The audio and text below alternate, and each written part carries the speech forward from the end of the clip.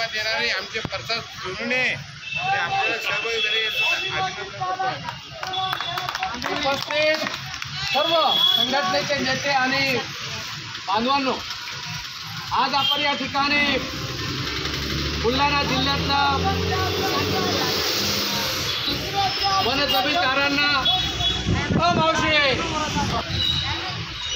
आपल्या संघटनेच्या वतीनं बुलढाणा जिल्ह्यातल्या लोणार तालुक्यापासून तर जळगाव जामोद, संग्रामपूर तालुक्यापासून तर बुलढाणा तालुका आणि मोताळा तालुक्यापासून तर या ठिकाणी मेहकर तालुका, शेगाव तालुक्यापासून तर या ठिकाणी चिखली तालुका, या सर्व तालुक्यामध्ये आपल्या अतिक्रमित जमीनदारांना महसूल जमीनदारांच्या शेतीवर या ठिकाणी सरकारनं सौर ऊर्जेच्या नावाखाली प्रकल्प उभे करून त्या ठिकाणी आपल्या जमिनी बळकावण्याचा प्रयत्न केला।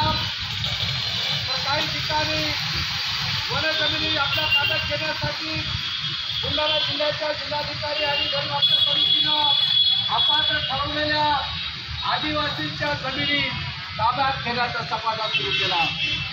एकीकडे आदिवासी वन हक्क कायद्याच्या तरतुदीप्रमाणे ज्या गोष्टी करता येत नाहीत त्या गोष्टी या ठिकाणी वन विभागाच्या वतीनं जिल्हाधिकारी साहेबांच्या आदेशाने या ठिकाणी केल्या गेलेल्या आहेत।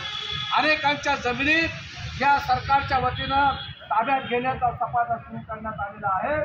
या सगळ्या जमिनी आमचे अधिकार हक्क असताना बेकायदेशीरपणे सरकारकडून जे हिसकावून घेण्याचं षडयंत्र या ठिकाणी जिल्ह्यातल्या काही राजकीय लोकांच्या दबावाखाली सुरू आहे, हे थांबलं पाहिजे। त्यांच्या जमिनीच्या जागतिक पेरणीसाठी लोकांच्या मनामध्ये अजूनही जी दहशत आहे ती दहशत या ठिकाणी कमी झालेली नाही।